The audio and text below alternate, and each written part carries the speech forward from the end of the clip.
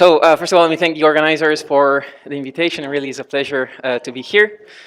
Right, so this course is going to be about quantum circuits and quantum cellular automata. And probably already from the title, it's clear that this is going to be a course sitting in between quantum information theory and many-body physics. But let me say what this course is not going to be about. So of course, quantum circuits are one of the building blocks of quantum computation theory. And also, quantum cellular automata can be analyzed through the lenses of quantum computation theory.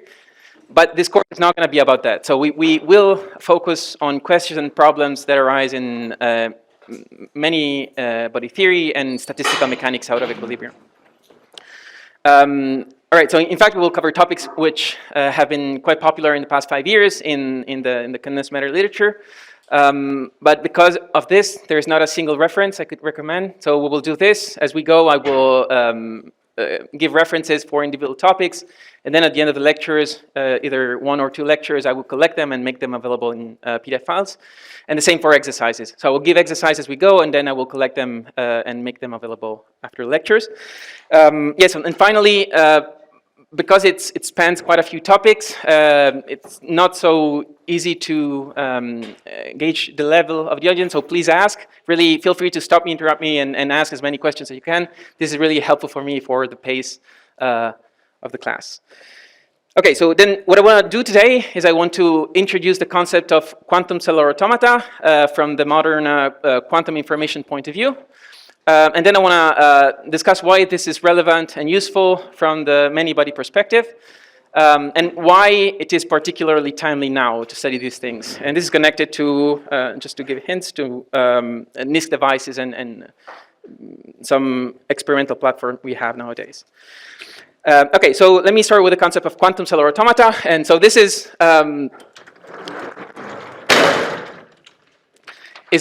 quite an old idea. So the first who started to think about quantum cellular automata is Feynman.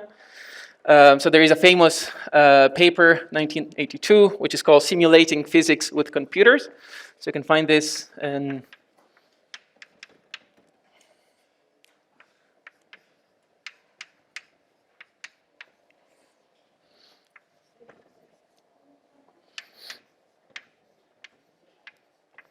okay, and so this is arguably the first time where people started to think about quantum circuits and quantum systems to simulate actual physical systems.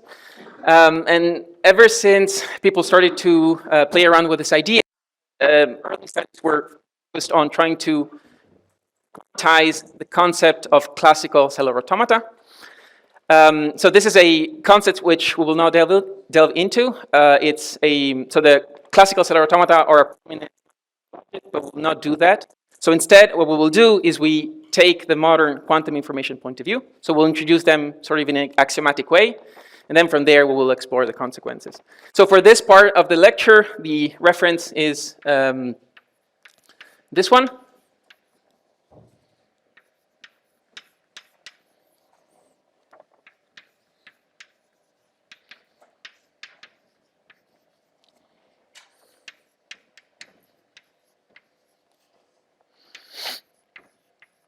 Okay, so here you can find most of what we will cover today. Okay, so now let me jump in, starting from the setting. So throughout this course, what I will consider is a physical setting made of qubits, so Q-level systems, which we can, for example, visualize in 2D. And so we will arrange them in a lattice.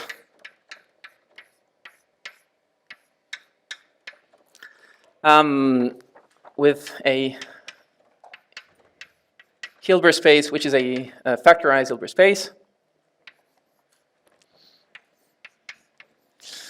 And we will take this to be a finite Hilbert space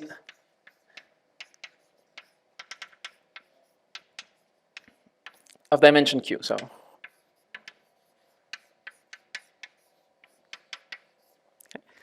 So this is a graph with some vertices where we put our qubits and the edges which connect them. And then what it's important to have here is a notion of distance. So which means that if you take 2 points here, so for example this one and this one, you have a distance which could be either the Euclidean one or a other very natural distance is the Manhattan distance, which is the sum of the path connecting the 2 points. Okay, so now let me introduce some notation. So, okay, so I will denote with big letters regions, with small letters the sites. So if you have a region A, you can define the distance between your region A and a point I to be the minimum. Sorry.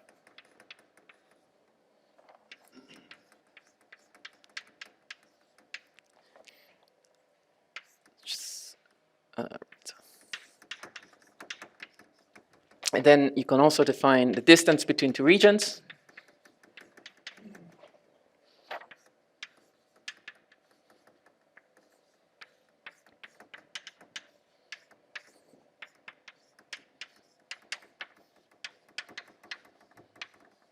Okay, so this is very natural. It just means that you have range. So the distance is going to be here because this is the distance between the points that minimize the distance. Okay, and so finally, I will also use the standard notation. So this O, big O operator over A, I define it to be a operator supported on A. So it acts as identity on the V is the volume minus the system size A. So this is really supported on A. And finally, I also use this to be the number of sites or qubits in A. Okay, and the other thing which is standard is to introduce the operator norm, which is really the standard definition.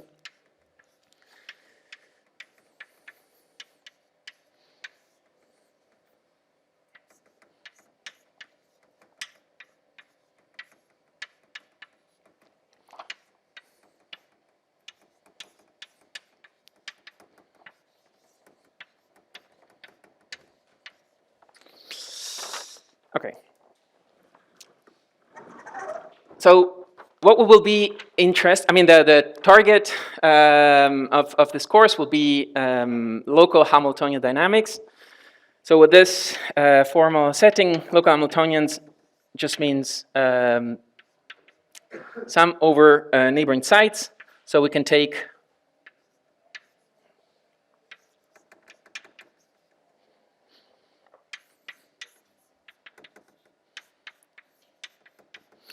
so this is a sum over neighboring sites. So neighbors means essentially that the points are separated by a finite amount.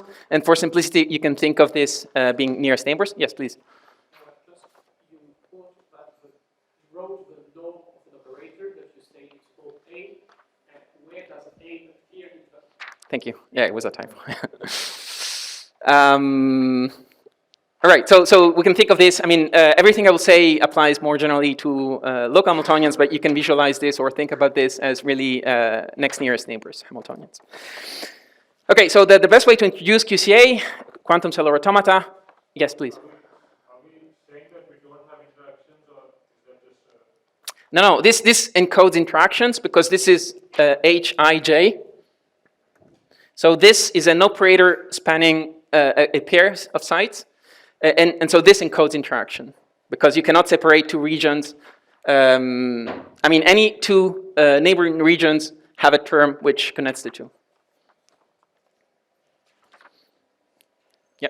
Okay. So. So what do you mean that the norm of Hij is smaller than K? Yeah. So sorry. This is just a technical condition. It means that this term is going to be something finite. K is a constant independent of the system size, just as a regularity condition. It's something you always have in, for example, if you have a spin chain, you will have, say you have a spin chain in 1D, like the Ising model.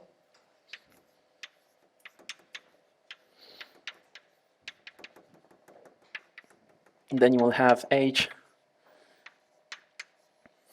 So you see this is a sum over neighboring sites, and this condition means that the operator norm of each term is a constant. In this case, it's 1.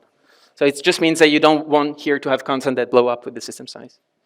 It's just standard. If this bothers you, just forget about it and then take reasonable Hamiltonians. Yeah.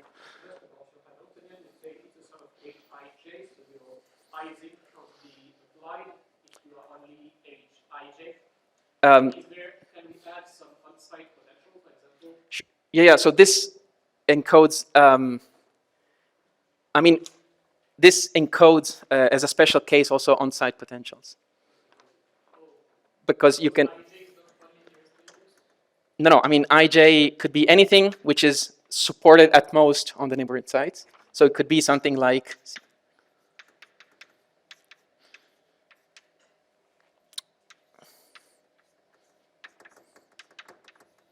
Something like this would work. So this gives you the on-site, right? So this is super standard. I didn't think this would confuse you, but this is really super standard. If this is confusing, think of the Ising model from now on, and everything should be fine. So HIJ is just a bounded operator. Yeah. This means this is bounded. But really, if this confuses you, think of the Ising model or your favorite spin chain Hamiltonian, and everything will be fine. Is it correct to say that INJ provided the A of the definition there? It's H, O. Yes, so it's INJ. exactly. It's INJ. Yes, so this is a very general notation. A, you can pick any region. Here I'm just saying that now the region you pick here is just neighboring sites. All right. Okay, so now if you have this, now we can introduce the notion of causality, which is the key thing you need to define quantum cellular automata. So you know that when you, for example, in special relativity, you have a built-in notion of causality, but you don't have such built-in notion in quantum mechanics. However, it turns out that there is an emergent notion in a many-body context in this way, and this is encoded in the so-called Lieb-Robinson bound.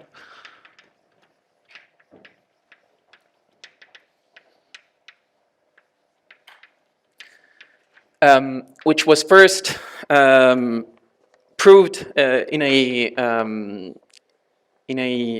not the most powerful version, but in a it was first proven by Lieb and Robinson in 1972. Okay, so let me give the statement and then we'll explain what this means. So now we'll take two local operators, which means that they are localized on two regions, OA on B. So maybe it's useful to visualize this. So we have region A here and region B here, which are separated. And they are local in the sense that, again, they are supported on these regions. And then you have a local Hamiltonian in this sense. Now, if you have these ingredients, the following is true, that there exist some constant C, K, and V with this property.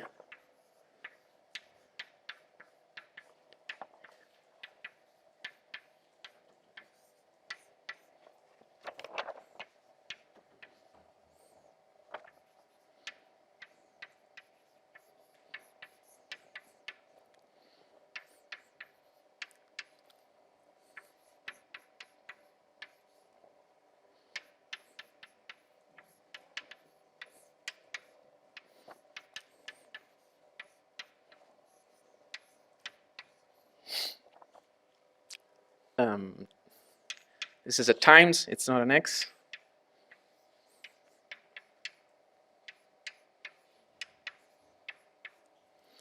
Okay, where, of course, here I also use the notation.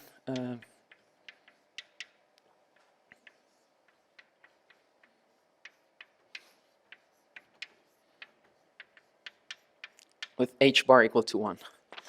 Okay, so this is the statement, and now I want to argue that this encodes a notion of causality. Okay, so first of all, for t equal to 0, this makes sense, because for t equal to 0, the operator are localized in different regions, so they commute. And so this commutator is 0, so in particular, it's smaller than this. But what this tells us is that if you have now two points which are at a distance larger than this term, then the commutator is going to be exponentially decaying. And if you fix the distance, then for a time which is smaller than the distance times k divided by v, then this is going to be exponentially small. And so why is this what does this tell us something about causality? So imagine that you have your, so let's visualize this in 1D. You are at position A, here you have a friend at position B. Here I put a position, here I put time. And so what you can do here is you can measure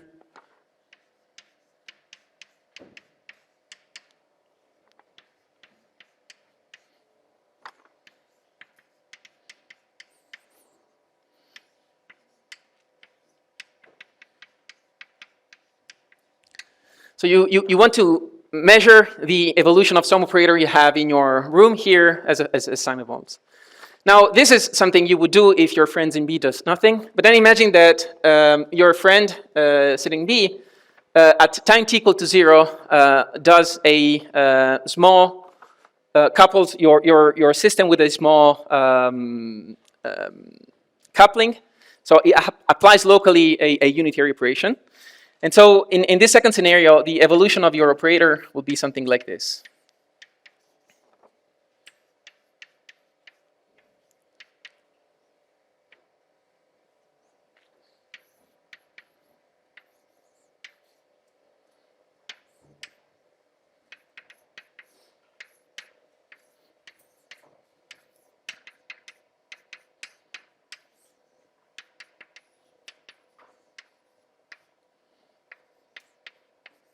So here, what we're saying is that your friend in B, before the system is evolved, at time t equals 0 evolves the system with a unitary, which is obtained by coupling locally an operator in B to a field, and evolving this for a time proportional to epsilon, so for a small time.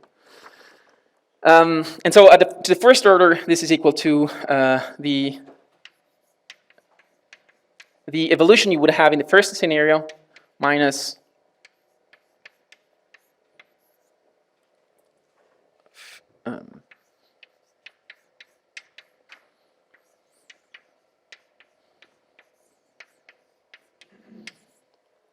plus higher order terms.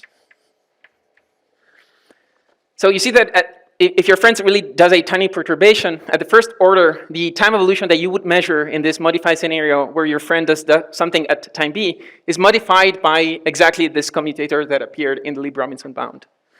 So if you are in a relativistic field theory, you know that there is a light cone here propagating at velocity, which is the speed of light.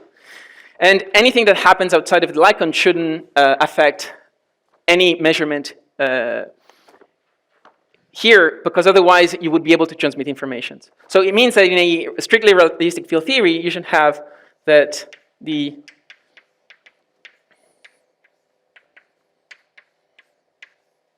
is equal to 0 if distance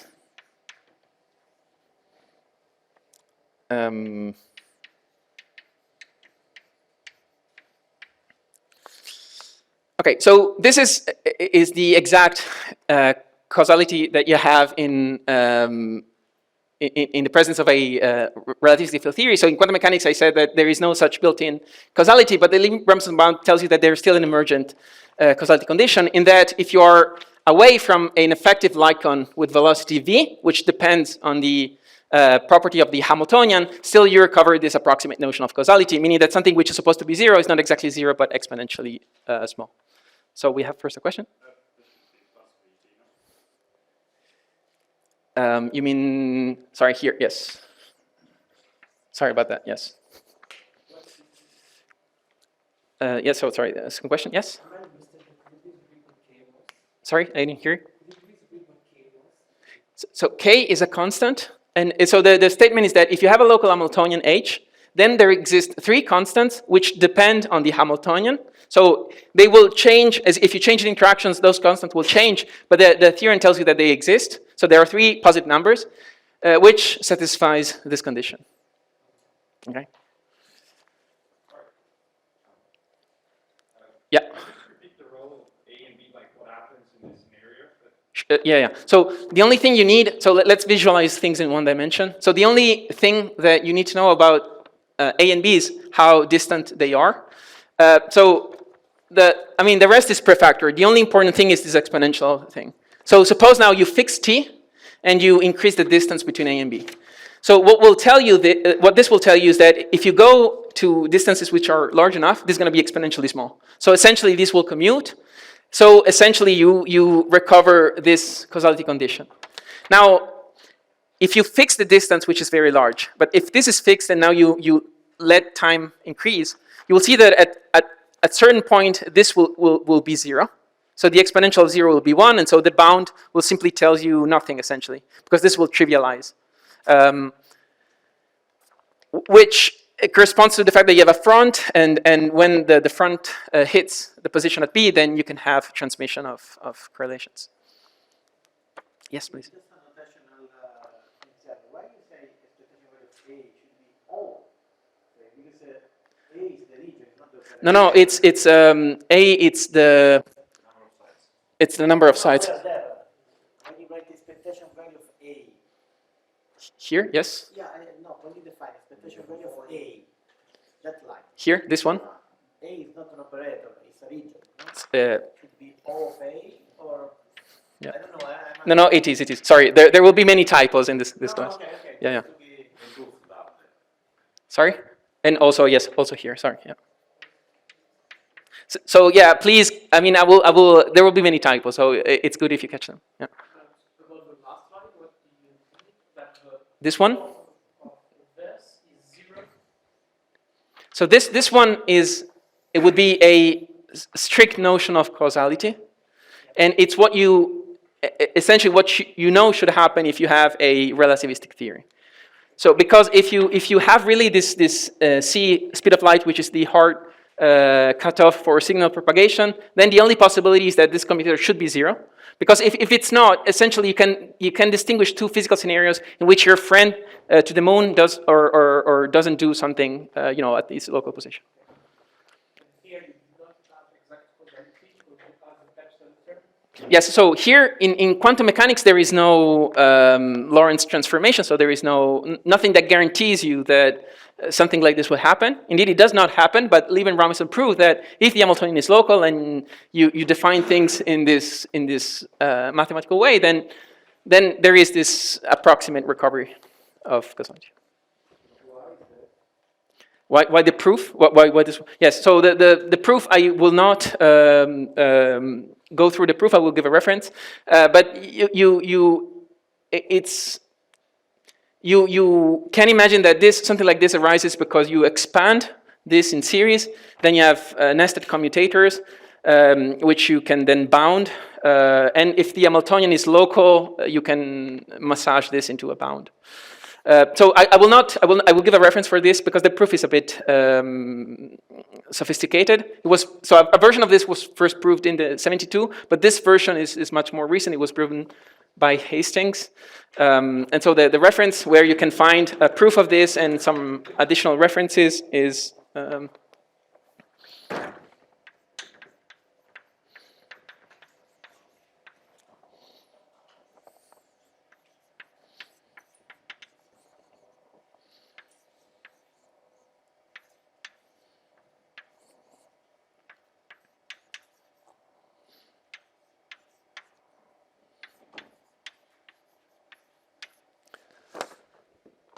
so here you can find some references, but this is a sophisticated proof, so we'll not go through them.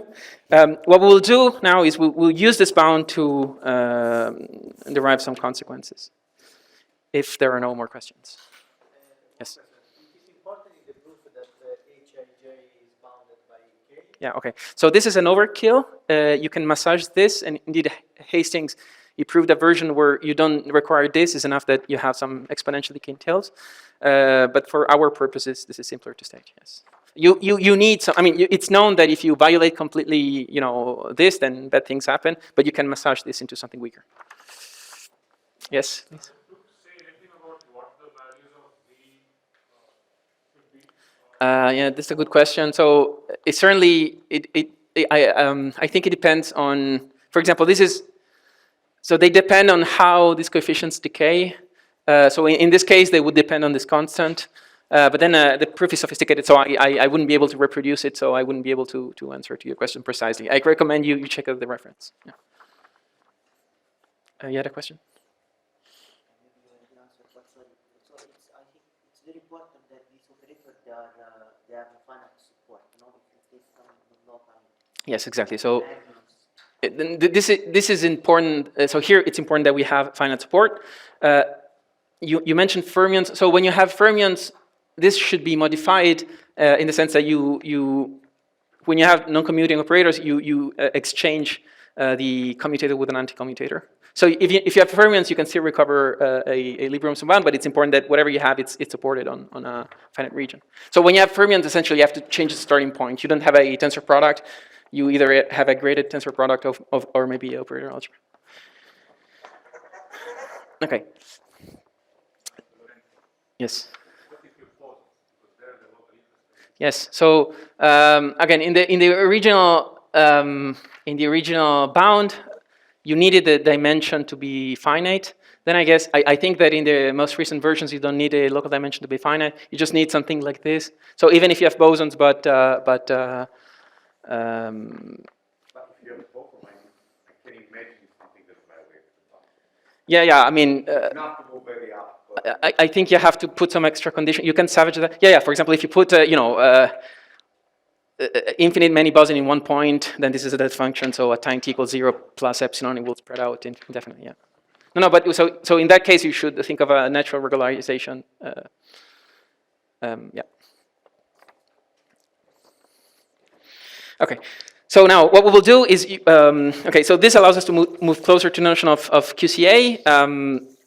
But before that, we have to show that there is a different reformulation of this bound, and this will show, which we can state by saying that Lieb-Robinson bound implies approximate locality preservation. So the statement would be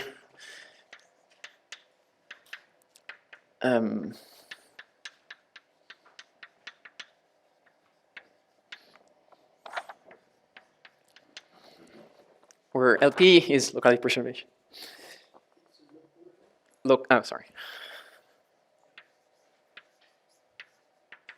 Locality preservation.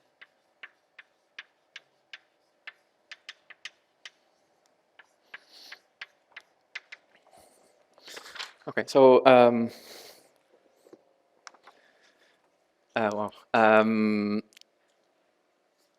okay, so last piece of notation. So given our region A, we define the complementary of A out of a region L to be the set of points which are at a distance which is at least L.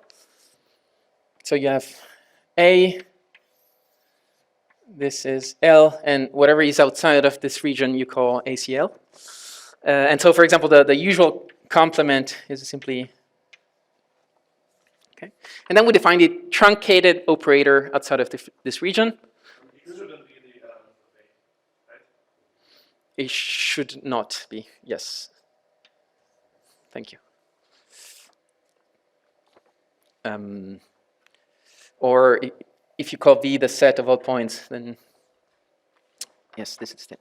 Thank you.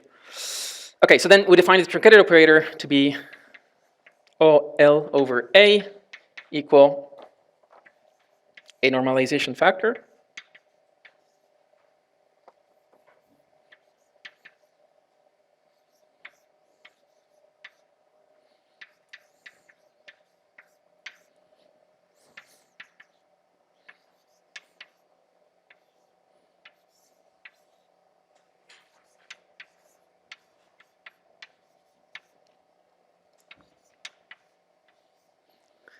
So here, if you have your operator A, which, sorry, this is, not A. So here, what we're saying is that we have an operator, which in principle could be whatever. We focus on a region A, and then we take a approximation of this by chopping off everything which is outside of this A of L. Formally, this is expressed in this way, and the normalization is such that the trace over ACL pertains. So specifically, the normalization is chosen in such a way that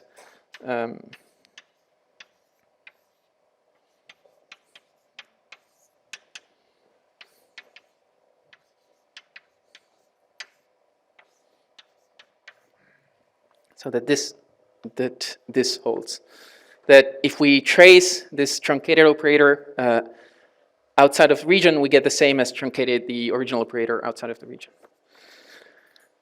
Okay, so this really, I mean, you can work out a few simple examples, but it means that if you have an operator which is a sum of many terms, you only keep the terms which are inside of some region. So we really literally chop off everything which is outside. Okay, so then,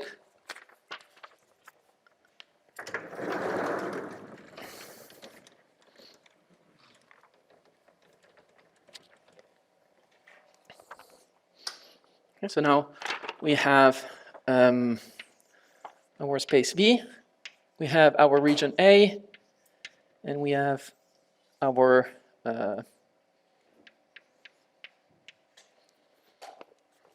so the statement is that there exists a Lieb-Robinson bound if and only if we have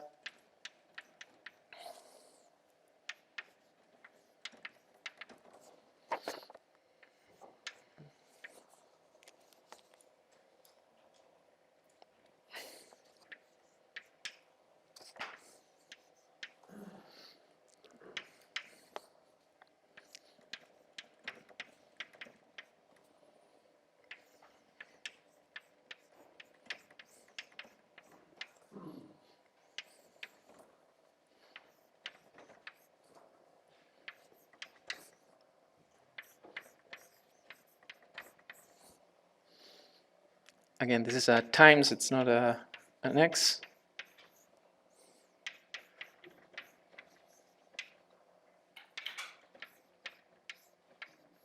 Okay. So let's understand this formula. So here we have the Heisenberg evolved operator of a operator originally in A. So when you time evolve it, this in principle spreads out over the whole space. But then this is telling you that if now you take this operator, you chop it off in a region L, then because you have locality, then this is not such a bad approximation. And the approximation is bounded by this term here. So in 1D, this would mean something like this. So we start with our 1D chain. We have a operator localized in one point. We evolve this with our local Hamiltonian dynamic. So this spreads out in principle over the whole thing. But what this tells us is that this is approximately as if we only have an operator supported over L sides close to our operator or OA. So it means that this spreading out is actually something peaked around our original point X. Okay. Now, so is this clear? Yeah. Yeah, and I have a question. Sure. So this operator of LA, so it acts as an identity on this like complementary region to A, Exactly. and then on the left, and then it acts as it traces over. And so this tells you that it acts as the identity outside. So you chop that off, you lose the information of what it was doing outside, and inside it does whatever the original operator does. So this normalization is chosen so that in such a way that this holds. So imagine that you want to compute something inside of the region. What you would do is you take your trace of rho operator O, and so this guarantees that if you look at things inside of the region, so literally it guarantees that you have this equality. By region, you mean A. By region, I mean A. No, I mean AL. AL, sorry, AL. So you have A, this is A, this is AL. What this does, this operation, is you chop off everything outside of the L. So here the operator, the chopped off operator acts as the identity. And inside, this operator tries to act as the original operator. Okay. Of course, there will be case. I mean, if your operator is completely non-local, this operation of chopping off will destroy completely the operator. It's like you're extending A to be like also include something. Yeah, I mean, so if you want, later we can do an example maybe. I can show you a very simple example so this is crystal clear. Yes, please. I'm confused because if O acts only on A, when you trace, Yeah, it's true. So A acts only on A, but when you evolve it, in principle, it doesn't, right? So here you're not truncating OA, which already lives on A, but you're truncating the Heisenberg evolved operator.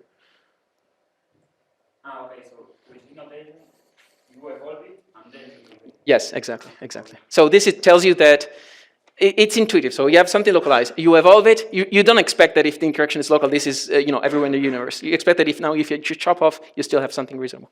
Well, and this is what it tells you. Yes, please. Just one of this. In the Libra-Benson bound, we have two operators, one which is taken at time t and another one at time 0. While here the two operators are taken at evolve time. So how can I make sense of the fact that we evolve the second one? Yeah, so what I didn't show you, and I will, is that the Libra-Benson bound implies the statement. As you said, it's a bit weird because in Libra-Benson you have two operators, here you only have one, but I will prove this, yeah. Okay, so there was a question before? Can you again explain what this ALC is? Because you wrote that x from b, behind x from b such that the distance from x and a bigger than l. Yes. So AL doesn't contain a, but on the picture you No. So there is a C here. So this is the complement outside of a region of dimension L. Yeah.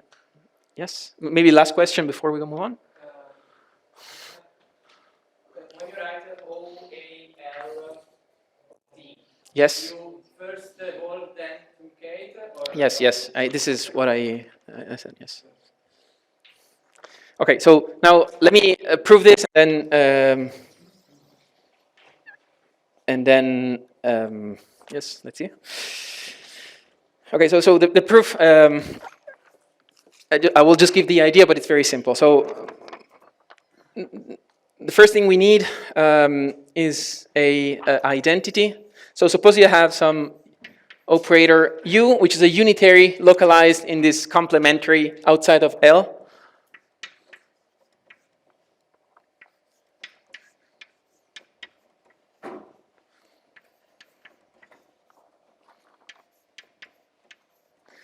So the identity, which for the moment you have to believe me, but we'll come back to this, is that you can express now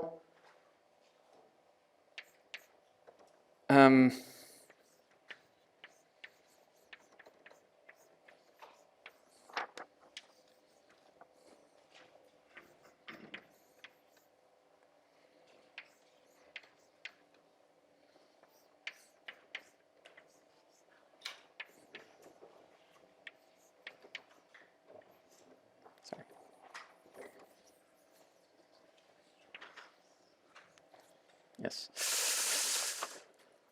So this is, again, standard definition, and here I am claiming that this, which we defined before, is equal to this formula, where this is the Haar measure over the unitary group U Q to the ACL. So Q is the local dimension. This is the Hilbert space dimension of the complementary. This is the unitary group acting there. And so this is the Haar measure of that. So I'm telling you that if you now take this, you average over the unitary group, you will get this. So next lecture we will say a bit more about the Haar measure, and then you will be able to prove this. But for the moment, you can take this as a identity. And so the idea is simply to start from this, plug this expression into here, and then you will see that at one point the Lieb-Robinson inequality pops up. So what I would do is I would leave this as an exercise, which you should be able to do based on this. So if you accept this, then you should be able to prove it. If it's too difficult, then we will discuss this next time. Okay, so we have a question? Yeah.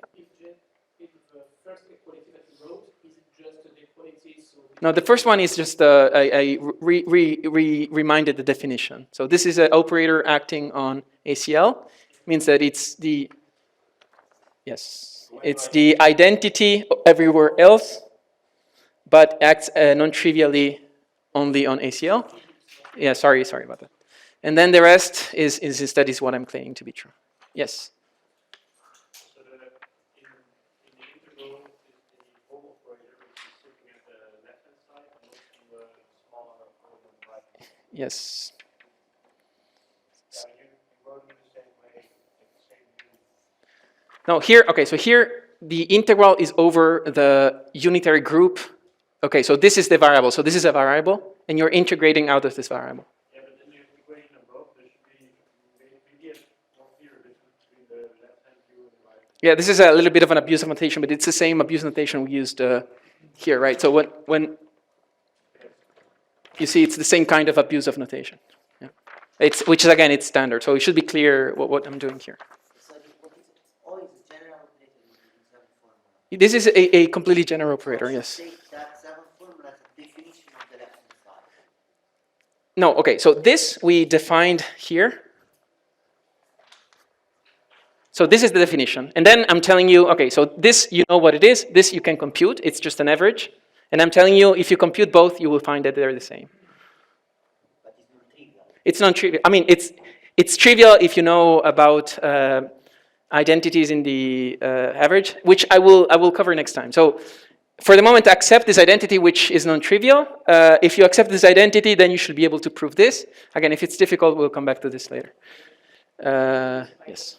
On which two operations you like You, okay, so one direction, you substitute this here, okay?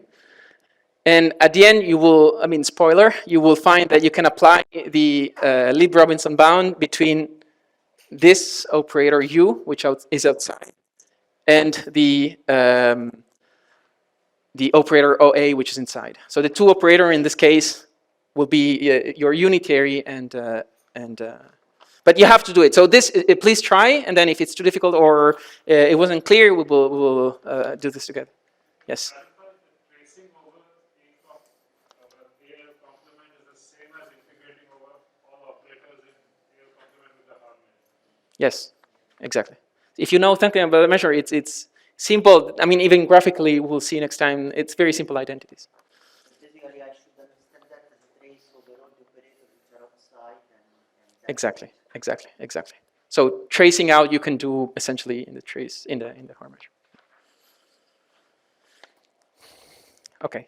Yeah. So this I wanted to do in class, but we're a bit far behind. So I think it's also instructive if you try to do this. Okay, but now everything else is going to be easier than this. So. Okay. So if there are no more questions. Okay. So then finally we can introduce the concept of QCA.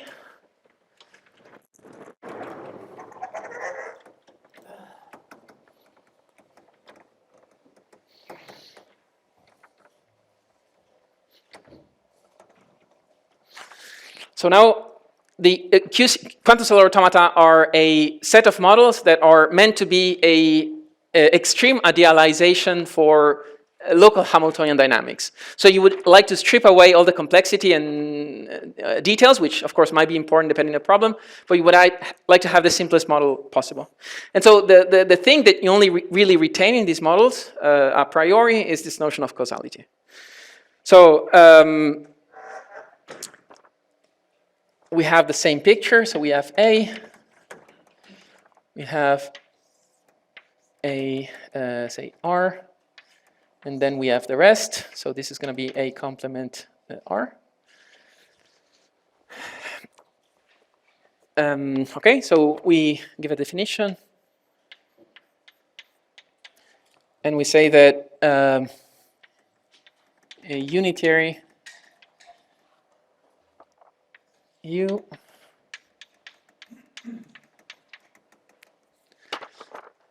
is locality preserving of range R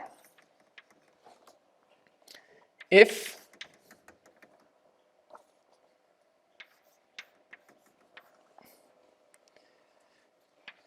for any region and operator localized in that region, there exists a operator localized in this larger region such that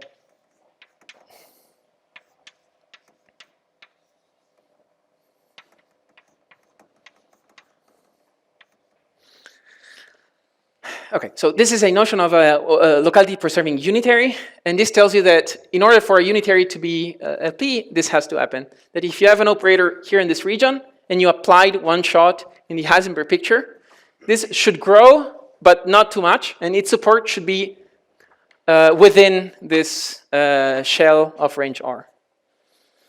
Okay, and then we define QCA. So a QCA of range R is a discrete evolution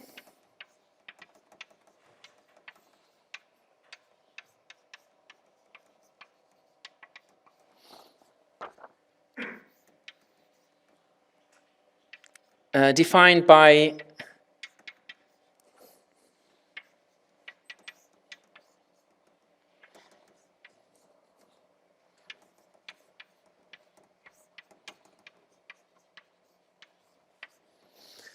so we say that a QCA is we define QCA to be any discrete dynamic, so we have a discrete clock.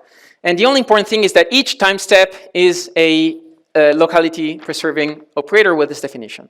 So you enforce a strict notion of locality or causality, and then you have a well-defined light cone. So what is the subscript on U?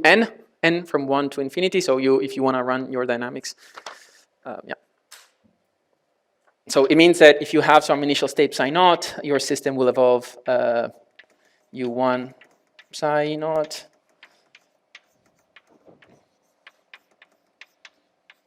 Etc. Right? So it's a discrete dynamics given by this, yes. About the third definition. Yeah. You say that if for all X8, so operator, there exists an X8R, Mm-hmm. so that we have the following. X8R is not just the restriction of X on X8R. No, it's a different. Yeah, it's a different object. It's just as long as it's supported on the complement. And now I will give explicit examples. So this definition, it will be impossible to misunderstand. For example, you can apply U and then see now. Exactly. So you apply U and see what happens. Yes. Okay. So I guess we could either stop now, or I can give simple examples. So I started, I guess. It's up to you. Okay. You can make some examples. I can make some example and then we finish. Okay. I will stop you. Okay. So, okay, very quickly. So now I will give two examples of things which are locality preserving unitaries, which so define QCA, and one example of a operator which is not locality preserving, so does not define a QCA the way that we introduced. Okay, so the first one is the translation operator. So now we have a 1D system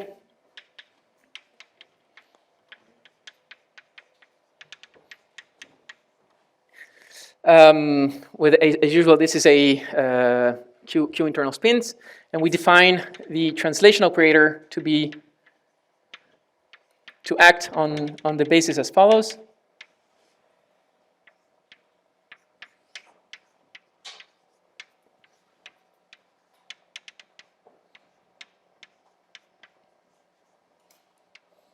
Sorry, I1.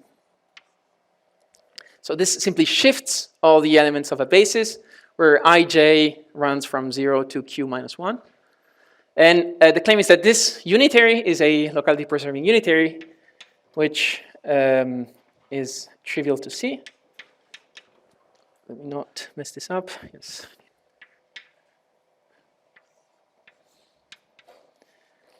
So this has range 1, because if you take your operator localized in J, you have a one-shot Heisenberg update, and then you end up with an operator which is just one side, in this case on the left, which of course is within the range 1 neighborhood of J. So this is the first example of a locality preserving operator. So a dynamics based on shifts is a very, very simple example of a QCA. Okay, so now let me give an example of something which is not a QCA, and then I will stop because I will get the third example after the break. So an example of something which is not a QCA is this. So you have now a unitary of this form, again in one dimension, the same Hilbert space.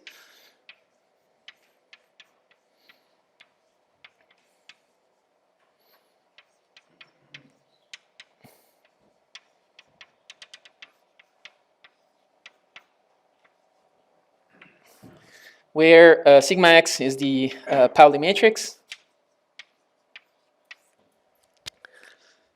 Okay, so I claim that this is not a QCA, and how do you see it? So it's enough to find a local operator which is not mapped onto a local operator. And so if you take now, again, I don't want to screw this up.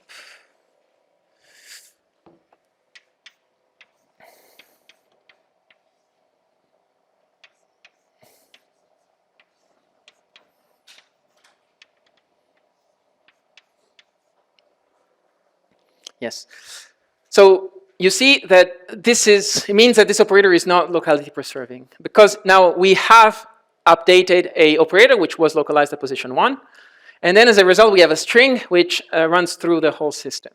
So there exists no operator localized on a finite region such that the new operator is within that region.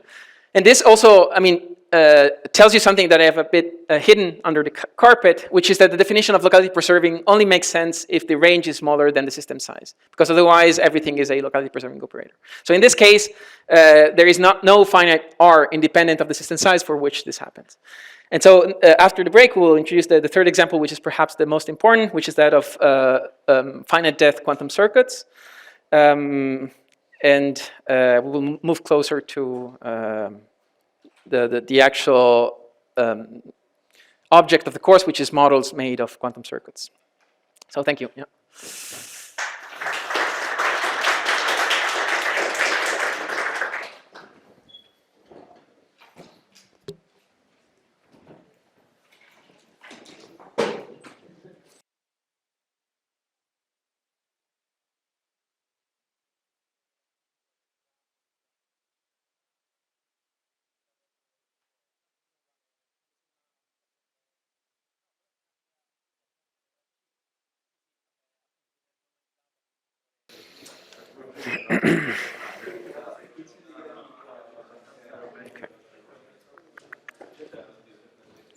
Oh, sorry.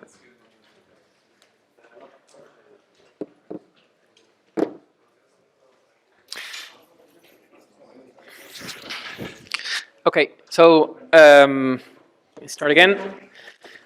Okay, so now let me introduce the third type of another example of QCA, which is perhaps the most important. And so this is, we define a locality preserving unitary, which is the so-called finite depth quantum circuit. So for simplicity, let me first introduce the depth 2 quantum circuit. So now we have a unitary U, which we write as the product of 2, U even, U odd. And U even is defined in this way.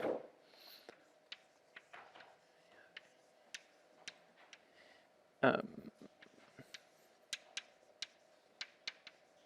then U odd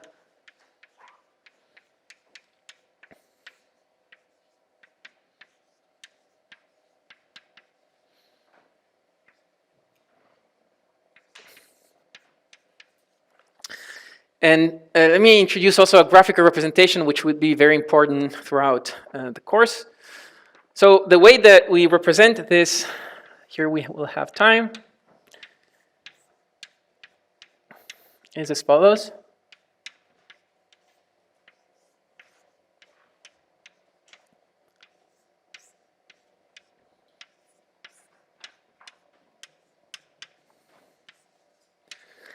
Okay, so this is a graphical representation that now we'll explain, and it's a standard representation in tensor network theory. So even if you don't care about any of this, I think it's useful to know. So here, what I'm doing is the following. So these are the input lines of our operators. These are the output lines, and these boxes are the two-side unitary operations. So if this is now j and this is j plus 1, this would be vj j plus 1. Right? And so there is a very precise way in which you can interpret this kind of drawings, which is essentially a recipe to translate pictures into formulas. So whenever I have something like this, what I really can think of is that I can put labels to the legs, and so this represents a matrix element of some of the corresponding operator v here. So if this is v, then this will be alpha beta for the input and gamma epsilon for the output. And whenever I have contracted legs, this means that the corresponding indices are summed over. So for example, if I have something like this, where these are contracted, again, what I can do is I can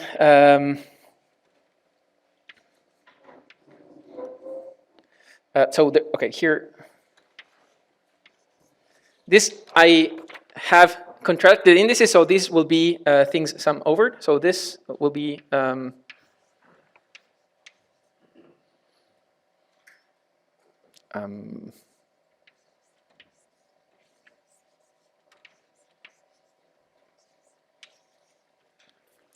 so you see, we have an input here, so alpha beta. Then we have the output of this, but this is contracted to this. So the input of V should be the same and contracted, and then we have the output.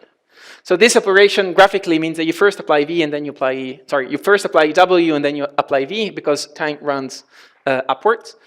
And then again, another very intuitive piece of this notation is that whenever you have a straight line, this corresponds to a identity or a delta function. So this is going to be delta alpha beta.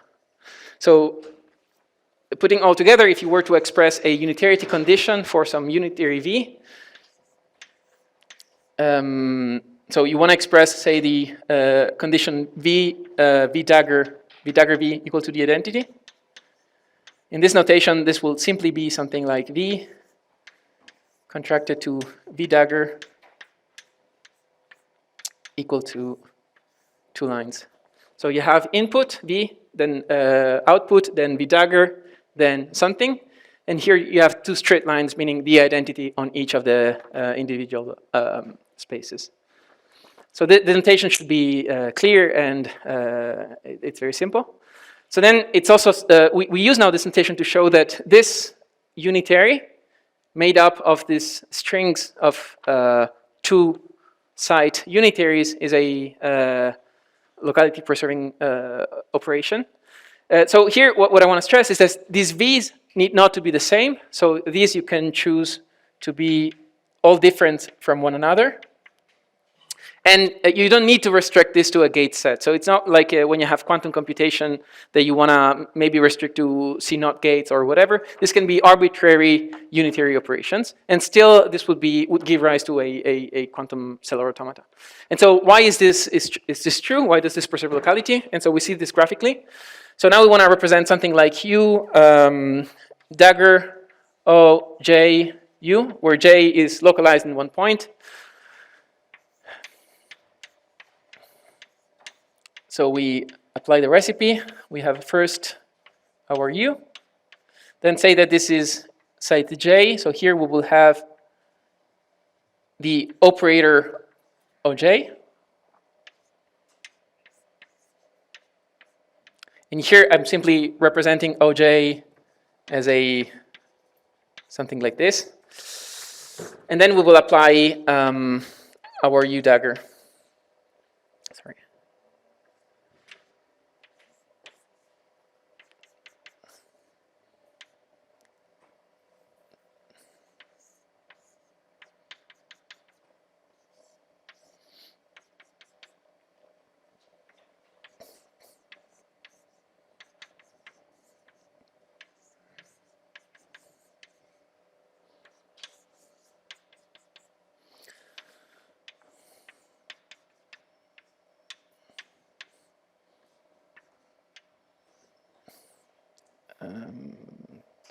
So yes. And so on. So here, shaded box means V dagger. So each of these will be a V for some, in this case, this is J, so this will be J minus 1 J, and this will be the corresponding dagger. So shaded, I mean dagger. And so you see from here that we have many cancellations. Because, for example, here, we are directly contracting the line of some V and the corresponding V dagger. So this should cancel with one another, and we can use this identity to simply cancel them out. So let me do this here. So here I erase them and represent them with a straight line. Then here you will have the same. If you continue to draw this, this is replaced by lines, and again, this is replaced by lines. So all the left part of this picture is simply lines. And you can take the same at the left of this picture. So you have contraction here, this becomes line. But now here, you're stuck with this, and now you see that you cannot simplify lines anymore. So here will be lines.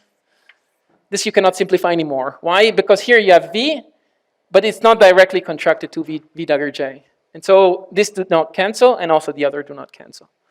But this is enough to show what we wanted to show, because now this is an operator which acts as the identity outside of this region, and only acts non-trivially, in this case, over 4 sides.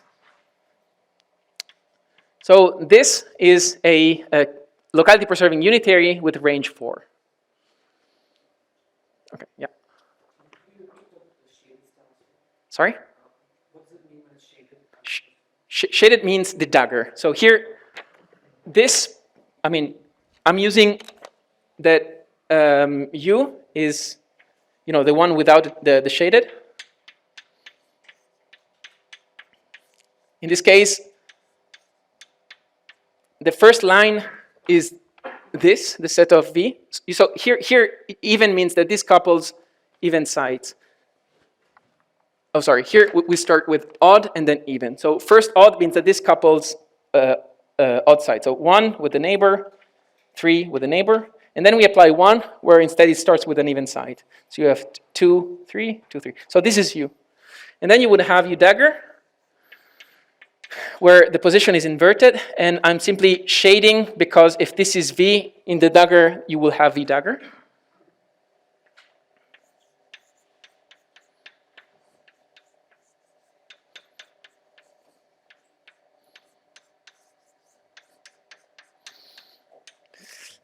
And so here, I put U, then I put U, and then I put V dagger. And then I'm simply using that if there is a V and a V dagger, they cancel and you have an identity.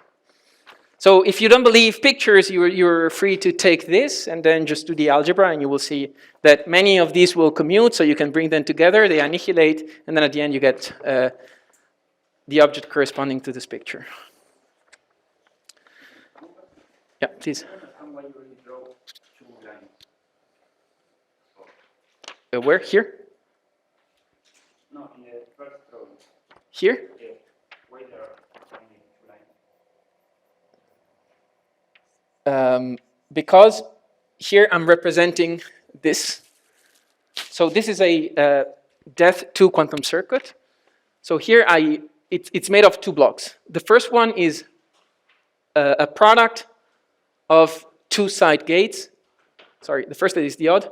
Is the product of 2 side gates starting from odd and then coupling the odd and the subsequent even. So here in this picture, if I were to put labels on the, okay, so this would be V1, 2. Then you have V3, 4, V5, 6. And then I apply the even one. So now you see that this starts at the even. So then you see this is V2, 3, V4, 5, etc. And it's only 2 because this is only 2. Okay. Oops, sorry. Yes. And I also wanted to, so here, for example, in this picture, I take periodic boundary conditions because let's say that this and this, they talk together, but you could also take open boundary conditions, and this doesn't really matter for our purposes. Yes? Depth 2 because we have 2 blocks, so even.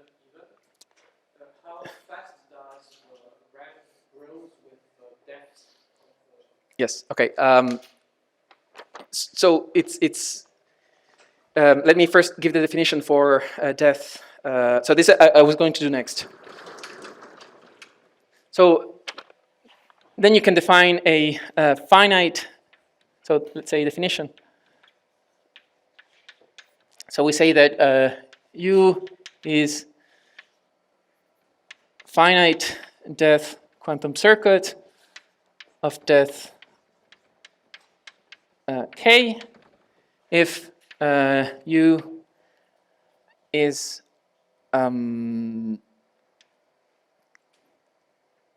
U is of this form. So U1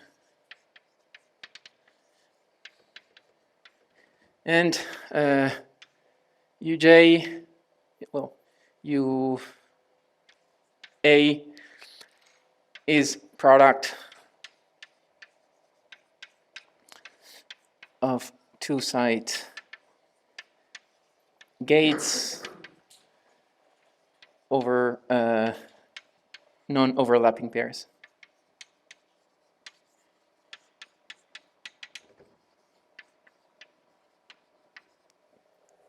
So gates here means two-side operator. So you can generalize this by simply stacking more of them. And then the point is that it's simple to see, for example, graphically, you can leave this as an exercise, that the range of U is equal to 2K. Actually, okay, so this depends, but in one dimension, let's say in one dimension, the range of your unitary, if it has K, depth K, it's going to be 2K. So this checks out in our case because we have depth 2 and the range is going to be 4. Okay.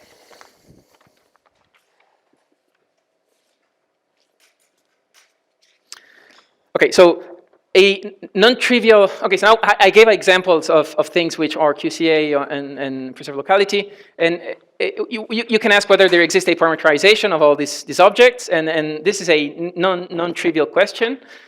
So we'll come back to this in the last lecture, and the status is that this is solved in 1 and 2D, but already in 3D this is an open problem.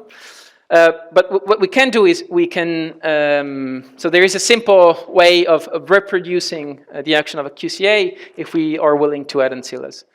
So I will simply show this result for completeness, and then we will move towards more physical applications. Yes? You say that the unit of depth k, you can write like this. Yes. But since every operator, for example, you can always add identity operator, something like this, so you can extend the range of which you want. Okay, so this is a, let's see, of course the identity operator is a range 17 operator because if, I mean, it's, the identity operator can be the range of whatever, right? So what you say, it's so if I understand your question is, I could take the identity, I could write it as a depth 15 circuit of identities, and then I conclude that this is a range 15 operator, which is true. It's just a stupid way to, I mean, it's a very uneconomical way of looking at it. But this is consistent with the definition. Okay. So let me now give the statement. This is the last piece of quantum information, like say general statements, and then we will move on towards something more statistical mechanic-like problems. So the statement that I think it's important because it gives an idea of what these objects really are is the following: that any LP, locality preserving unitary, acting on n qubits can be represented using n ancillas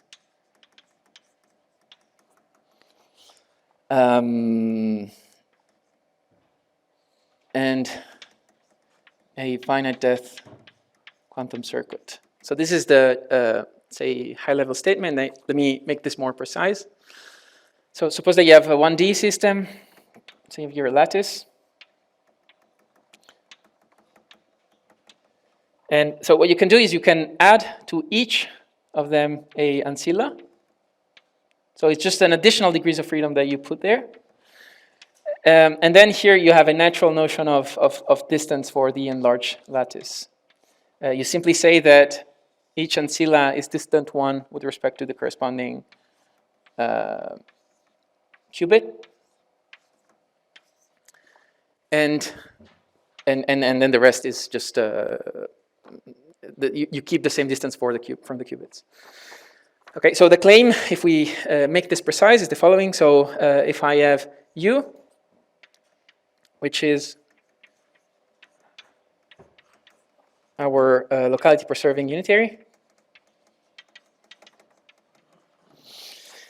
and we define HV prime to be the Hilbert space associated with the ancilla, which is isomorphic because we have literally a copy for each qubit. Then there exists a finite depth quantum circuit, which I call W, from acting on the whole thing.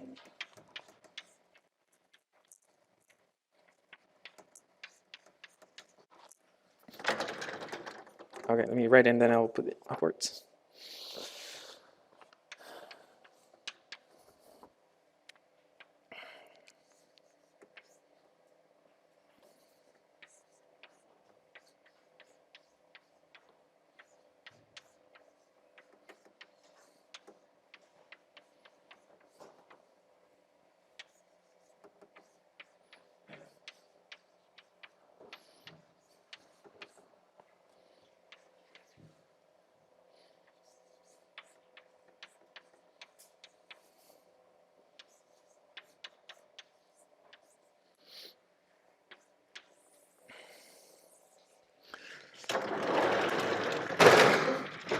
Yeah. Can you see it? Yeah. So, so this tells you that in this situation, if we have some unitary acting on our system, we can always find a finite depth quantum circuit which acts on the system and the copy, with the following property, that if we now take a state on the system and a state on the ancilla, and we act on the tensor product of the two with this W, then individually we recover the action of this unitary. So although the individual U cannot necessarily be written as a quantum circuit, this tells us that if we now stack together a system and ancilla, then this we can always do. And so for the expert, this is very much reminiscent of what you have when you have invertible topological order, that you can have a state which is topologically non-trivial, but if you stack it together with a system, with the inverse charge of topological order, then the whole thing trivializes and you can make this a trivial state. And this is the same thing which can be made precise, and we will again come back to this in the fifth lecture. But so this also tells you that in a sense quantum circuits are enough, in the sense that if you're willing to add ancillas, then any local operation of this form you can represent with a finite depth quantum circuit. So again, I wanted to give the proof because it's very quick, but we don't have much time, so perhaps I will also give this as a guided exercise, and then we can discuss if this is not clear. Okay, so questions? Otherwise, in the last 25 minutes, I will do something slightly different. Yes? Do the ancillas really have an important role in this demonstration? Because, well, I mean, you need to add this other part of the circuit in order to make things work. Yeah. So that's the point. So it could seem a bit counterintuitive because you add them, but at the end of the action, you still have them, factorized. But you need them. It's like a catalyst. So you need them. If you, in some cases, you can prove that if you don't have these ancillas, although the final result factorizes, you cannot do that. And again, this is very much what happens in invertible topological order. Okay, so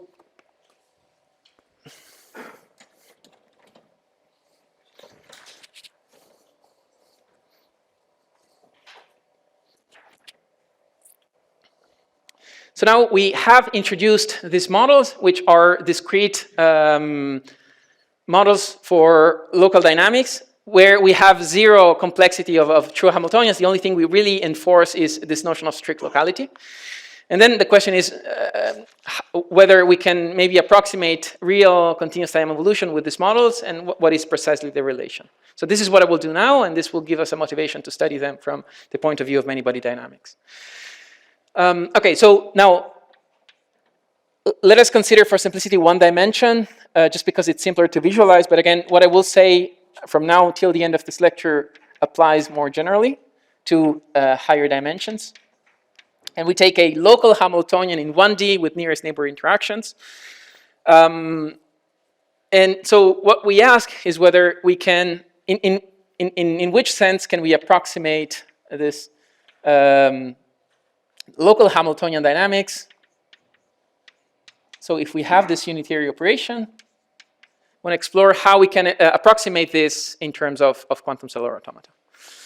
And so if we visualize this, so we have the space of operators. What this is really is a curve in the space of operators. So we start with the identity here for time t equal to 0. We end up with some u of t. And we want to approximate this with the discrete dynamics. And so it turns out that we have two meaningful ways to do this. So the first one might be more familiar, and the idea is to split this into very tiny steps. And then we simply take a approximation of this tiny step as a quantum circuit. But then we have a different way to do this, which might be less familiar, but in a sense it's more physical.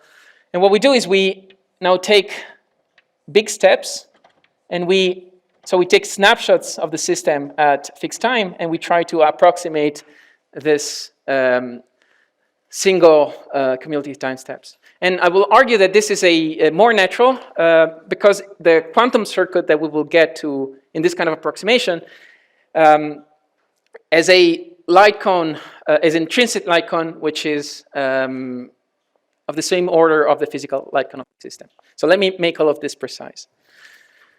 So first of all, let me define what I mean by light cone. So when you have a quantum circuit, as we defined it before, so this is a finite depth quantum circuit, and I will use in a somewhat sloppy way the word quantum circuit to indicate a dynamics made of these things. So whenever you have this, you also have an intrinsic trivial light cone, in the sense that if you have an operator here, this will spread in this way. And this is related to the range. So if you repeat the picture, you will see that as you increase the time step, the support of this operator will increase linearly. We had the formula before. And in a sense, this is a very strict Lieb-Robinson bound. So the operator will not be able to grow larger than this.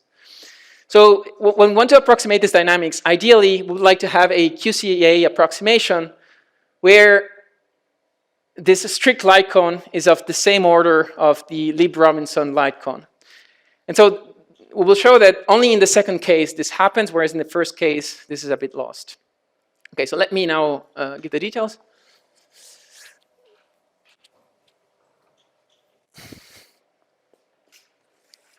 Okay, so let me now take the first point of view where we try to approximate this continuous time evolution by trying to reproduce the infinitesimal time step. And this is a very well-known approach, which is called the Trotter-Suzuki decomposition, which was also touched upon by Denis.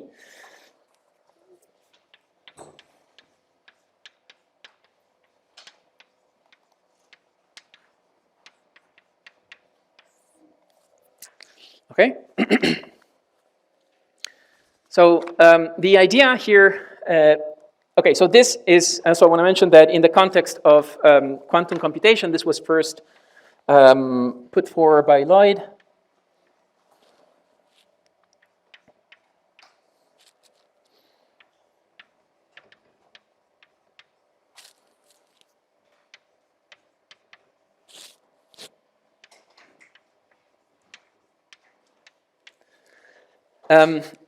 So even if this sounds now a bit simple, it wasn't so obvious at the beginning that if you had a quantum computer, you could simulate real-time evolution. And so this discussion shows you that you can do that. So because we were going to approximate this time evolution with some discrete time steps. And this was first put forward by Lloyd in Science. Okay, so what is the idea? So the idea is we start with a trivial identity.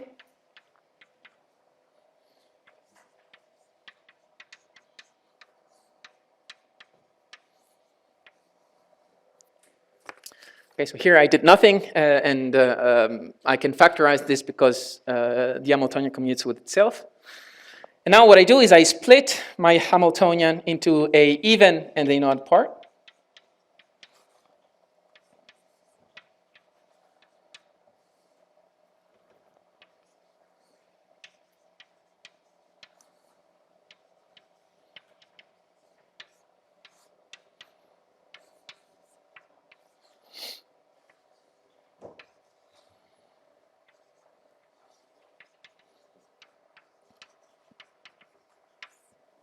Okay, so this only acts on pairs where in the first element of the pair you have an even number, and here when you have an odd number. And now I want to look at the terms individually. So the first thing you can, so here let me call t over n, let me call it dt. So first thing you realize is that if I now look at this object, so I only take the exponential of the even part, then all these terms commute with one another, so I can factorize exactly. So there is no approximation in writing this.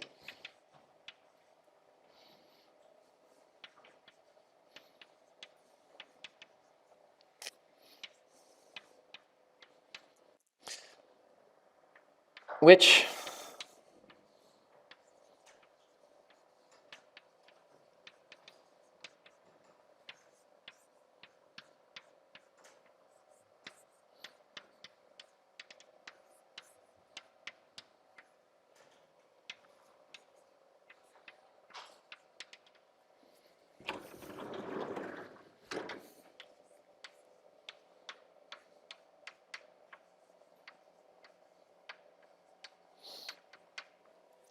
so if I only had to exponentiate the first term, this would be easy because I can write this as a product. There is no approximation here because all the terms commute. I call u the individual exponential of the matrix, which is a unitary because it's an exponential of an original operator, and then I represent this graphically in this way. So if it were only for the even part, I would already wrote it as a circuit.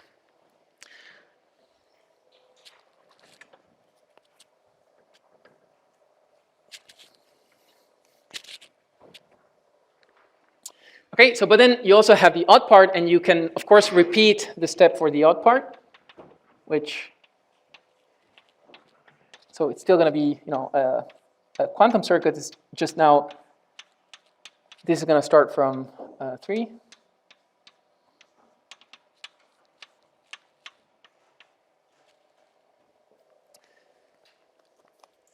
And then, so the last step is that, of course, now we want to get back to the original Hamiltonian.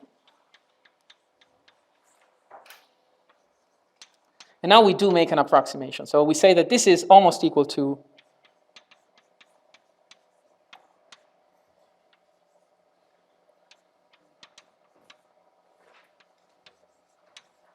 plus some error.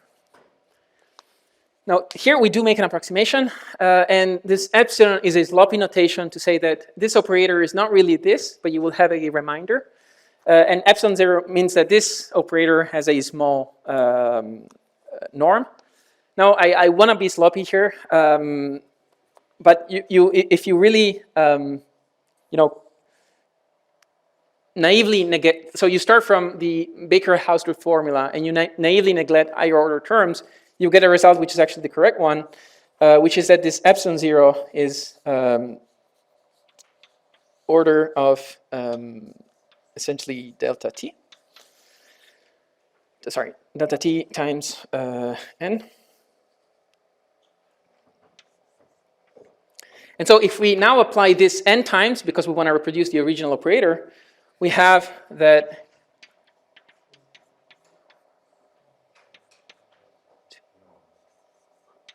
Lorenzo, n is the small n. sorry, this is actually the system size, sorry. This is the L is the system size. But, let me come back to this later. Yeah. This should be delta t squared. Let me see. Yes, of course, yes. And L should be correct, yes.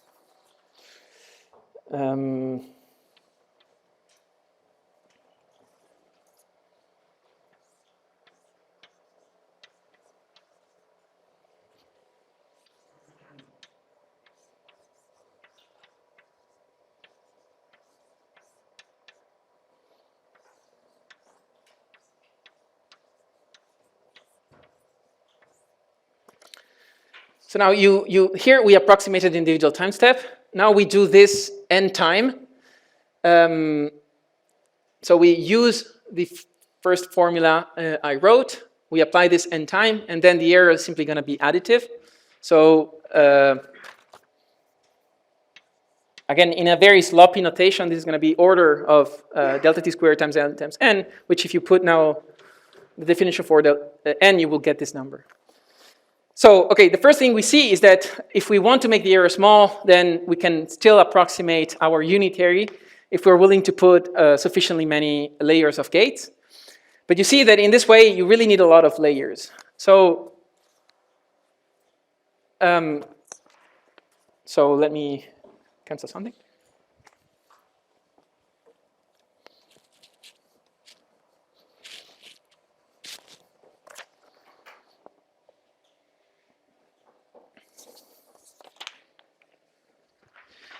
So here, the number of layer, if you invert that formula, we call this n. It's t squared times n over epsilon, if you want to fix the error. And so let's compare the actual continuous time evolution with the discrete one. So here we will have our local dynamics with some b times t. And then here we will put our circuit.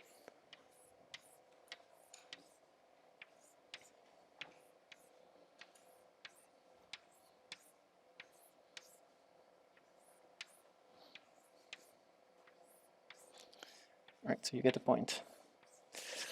So here, if this is position J, we will have this Lieb-Robinson Lycon. But here, if we fix position J and we look at the trivial Lycon, then we will see something that we don't like. So this is the range, and this is going to be proportional, as we saw before, to the number of time steps. So this is t squared L over epsilon. So this is not really something we like, because then, yes, we approximated the continuous time evolution with the discrete one, but then the internal or intrinsic Lycon of this has nothing to do with the original one. In particular, if we look at some time t, we will have the intrinsic Lycon will be much larger than the Lieb-Robinson velocity times t. So you can improve your Trotter step formula. It's called, so you could do some higher order Trotter factorization, and you will get a better, an improvement of this, but this will always be a power law in L over epsilon and in T, and so you will always have a Lycon which is much larger than the Lieb-Robinson velocity.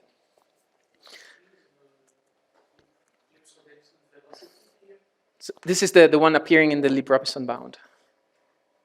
So what I'm saying is that if you have a continuous time evolution, you have this Lieb-Robinson velocity, which will give you a physical Lycon. Then ideally, you would like to approximate this with a QCA for which the intrinsic Lycon is of the same order. But this does not happen here. And this is a manifestation of the fact that these gates are very special, are very close to the identity. So you have to do many, many steps, but each individual step is tiny, and so at the end you get something which is very special and, in a sense, not a typical quantum circuit model. Because if you were to keep this architecture and throw a typical model, you would take these gates to be some generic unitaries. So now I want to mention this other way of approximating, which instead does exactly this. So it gives us a quantum circuit approximation for which we have an intrinsic light cone, which is of the same order of the Limb-Robinson light cone. I will skip a few details, so we can make this in 5 minutes. And what I'm going to explain is also, I think, a basis, a motivation for the kind of random circuit models and other types of models that we will start studying from the next lecture.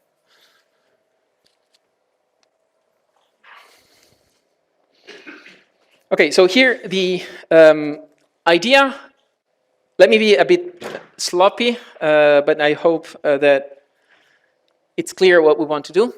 So here we want to look at the dynamics U of t as a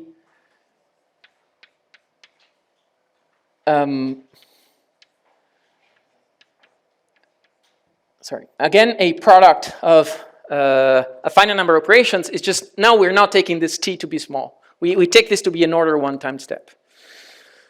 So the logic is the following, and it heavily exploits the Limb-Robinson bound. So this, in a sense, it's by construction a approximation which has a intrinsic light cone which is of the correct order. So now we take now the individual step. So the idea is that we would like to write this as a operator which is split into 2.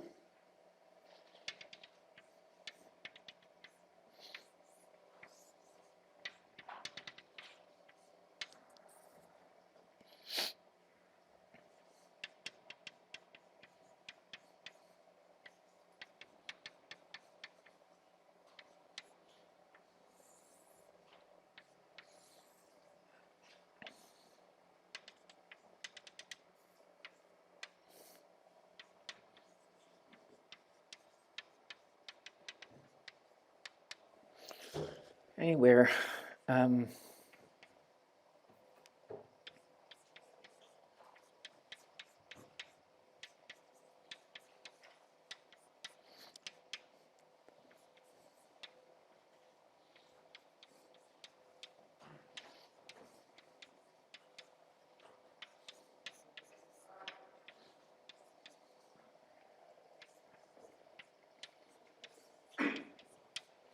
So we write our Hamiltonian into 3 pieces. We have the part of the Hamiltonian which only acts on A. We have the part of the Hamiltonian which only acts on B. And then we have the interaction part which connects A and B. And so what we would like to do is to write this exponential operator in this form. Why do we want to do this? Because we would like to break this down into pieces. So of course, if we only had the bottom part, this would not be correct. So we have to add a correction to this. So the correction, it's something that we hope is localized in such a way that we recover a brickboard structure. Sorry, before starting, I failed to mention that this idea was first proved by Osborne in PRL in 2006. Then you can find a version of this for also higher dimensional systems.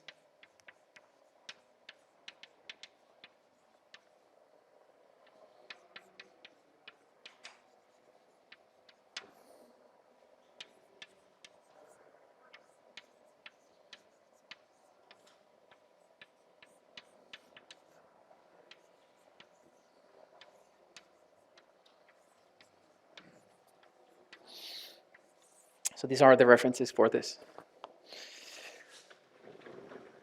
Okay, so the correction, let me call this correction, is going to be some unitary operation B dagger.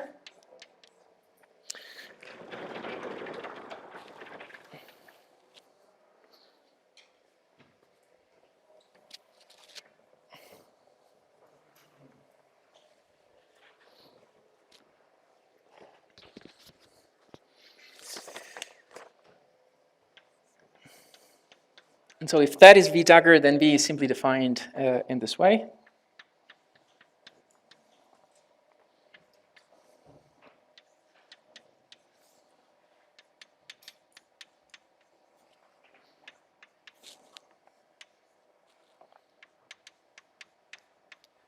So it's something that you can write explicitly. Okay, now skipping all the details, the idea is that we can use now the Lieb-Robinson bound to approximate this operator as a localized operator around the region of interest. We should expect that the Lieb-Robinson bound pops up here, because this is essentially the same unitary except for one defect. And so it's natural to think of the possibility to approximate this whole thing by operator where we chop off whatever is outside of this region, because outside of this region we shouldn't be able to tell whether this is a factorized operator or not, because they only differ from the localized defect. And so I'm skipping all the details here, but there is a mathematical series of steps, and then at the end of this series of steps, you have that this can be approximated plus some error, some operator V, where omega is a region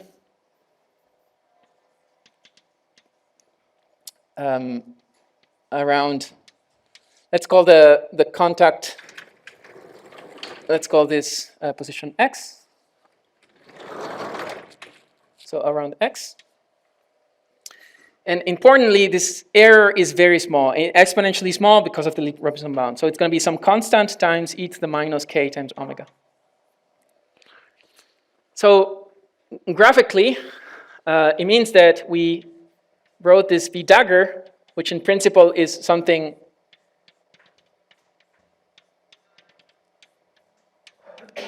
over the whole system. We wrote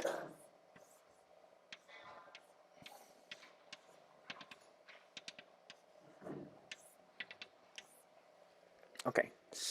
And so this we did for some region A and B. But we can repeat this and continue to split up the original exponential by starting from one. So we start here, we span omega sides, where for the moment omega is some number. Then we split it. We have something localized. We continue. We keep now only omega of this, and we continue. And so at the end of this procedure, what you get is the following factorization.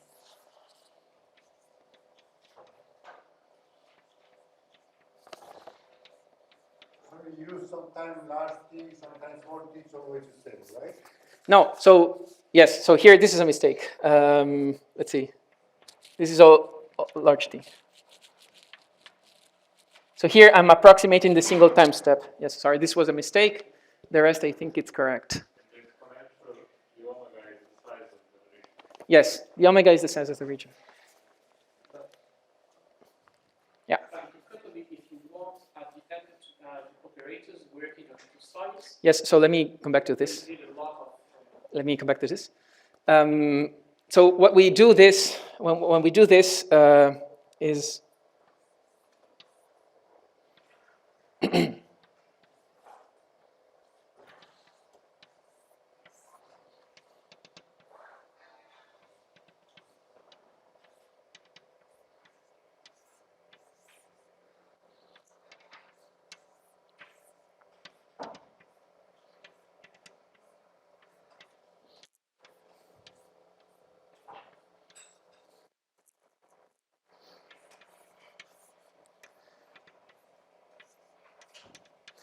so at the end of this procedure, you have up to some error, which I will now quantify. You have split your operator in this form, which is almost what we had before, so it's almost nearest neighbors. It's just that now these are omega sides. So it's not exactly it's not the quantum circuit the way we defined it before, but it is if we now group together omega sides.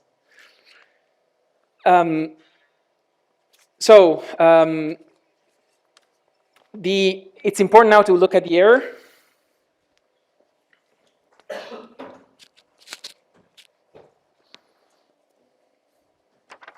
So the error, it's just additive.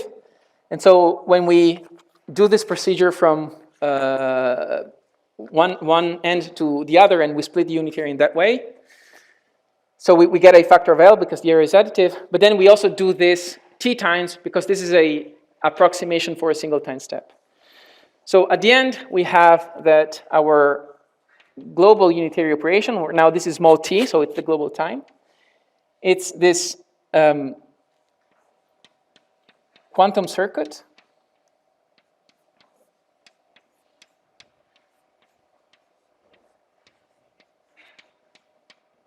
etc.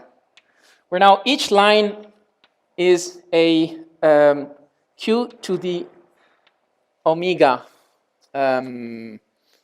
dimensional space, where q is your local Hilbert space, and plus a error, which is L times t times some constant times e to the minus k omega. So if we invert this, we have that the region is equal to some constant c prime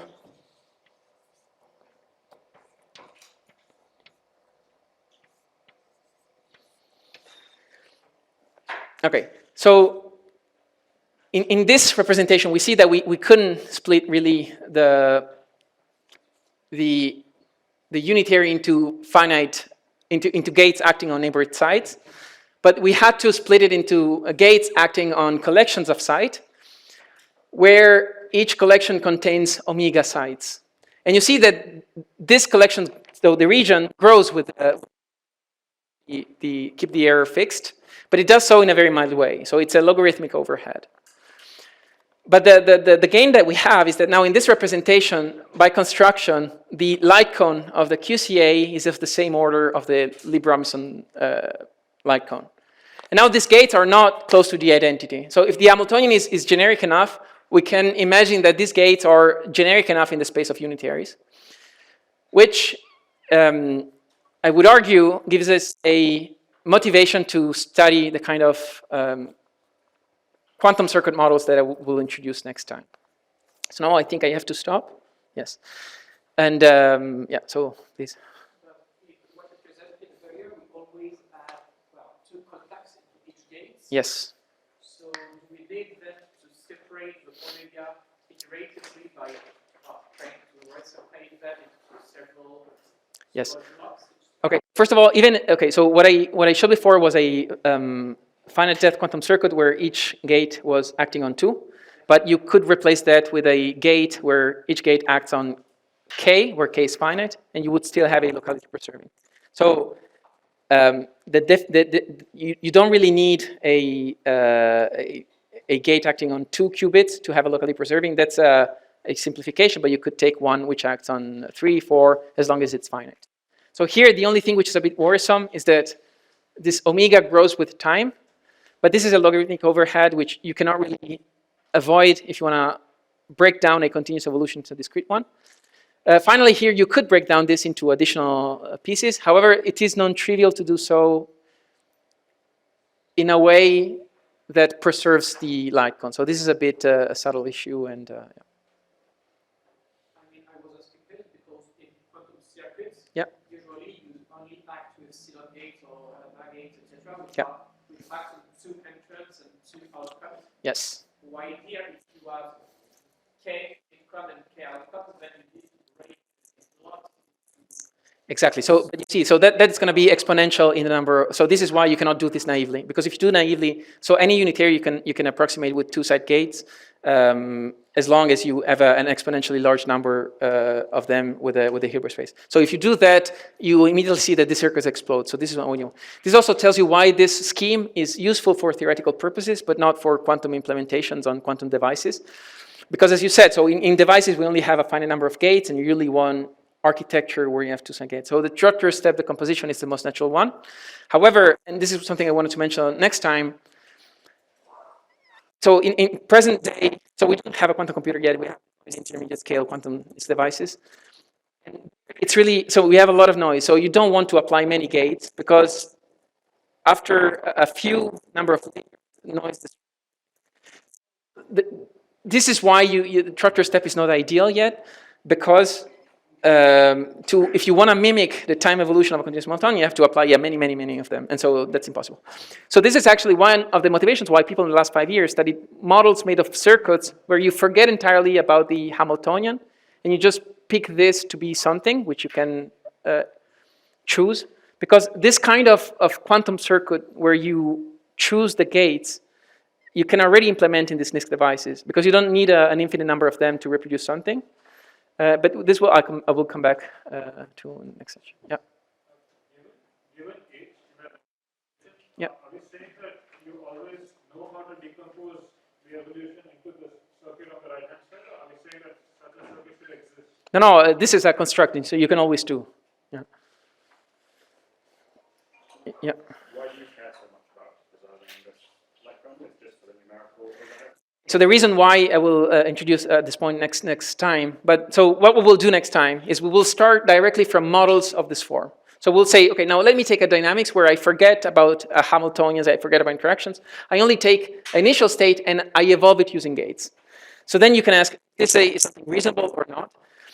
And this tells you that whenever you have a Hamiltonian, there always exists a circuit for which this internal clock has a physical meaning. So therefore, if you start with a circuit with this clock, this is a reasonable model for a generic local Hamiltonian dynamics. It gives you somehow a correspondence between a geometrical property of the circuit and a physical property of the Hamiltonian. Yes? Does it have any implications for numerical methods, this idea of grouping size? Okay, so it's a good question. So this was, so this approach, so people usually when, for example, they do tensor network algorithm, they use the tractorization. And this was not meant to in that way, but I heard a talk by Hastings where he said that some colleagues came to him saying this approach was also useful. But I mean, so this is really, again, this is, the reason we do this is not for implementation and not even for numerical implementations.